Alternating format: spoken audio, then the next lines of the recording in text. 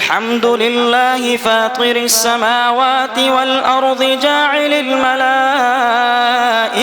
رسلا أولي أجنحة مثنى وثلاث ورباع يزيد في الخلق ما يشاء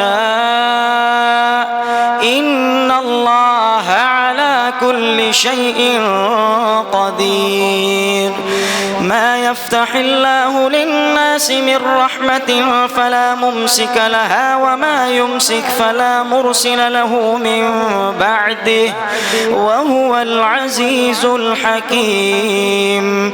يا أيها الناس اذكروا نعمة الله عليكم هل من خالق غير الله يرزقكم من السماء والأرض لا إله إلا هو فأنى تؤفكون.